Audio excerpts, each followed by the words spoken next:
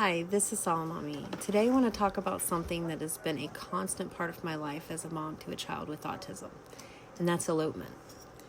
If you're not familiar with the term, elopement refers to a child who runs away or bolts without any awareness of danger. And for families like mine, it's not just a challenge, it's one of the most terrifying experiences. I'm sharing Solomon's story today in hopes that it might resonate with other parents out there who are going through similar things. It's not just about managing behavior, it's about keeping them safe. And honestly, it's about love. The first time Solomon ever eloped, he was just 3 years old. We were at a photo session by a lake, and in the blink of an eye, he took off, heading straight for the water. No hesitation, no thought of danger. He just loves water. And I never forgot how it felt, watching him sprint towards that lake. It's the kind of panic you feel in your chest when you know something terrible is about to happen and there's nothing you can do but run.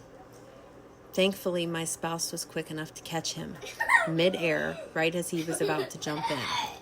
But at that moment, the feeling of panic, it's something I'll never forget. The next time it happened, we were at the local library.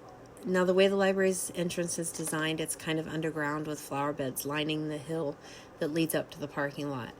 And Solomon, being Solomon, decided to scale that hill.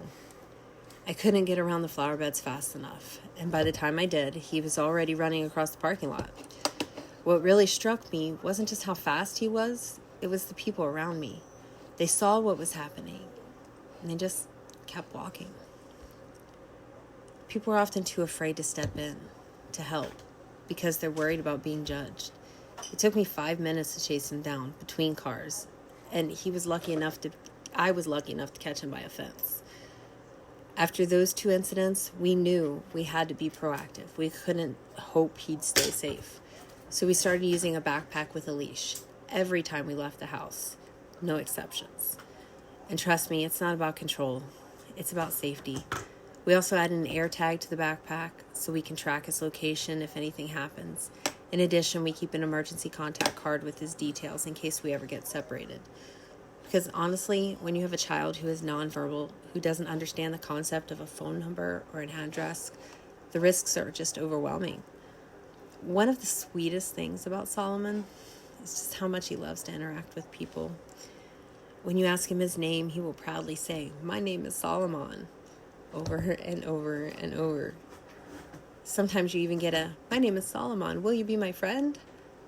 He has no concept of strangers. Everyone he meets is a potential friend. He just wants to share his world with them. Solomon's world is full of love and openness, and that's why we're so vigilant about his safety. He's not just a child who loves to wander. He's a child who wants to share his love with everyone around him, without realizing that not everyone is paying attention or looking out for him. And that's where the danger lies. The third time Solomon bolted, we were at the zoo. My mom was holding the leash, and for a while he was behaving himself. But out of nowhere, he made a break for it.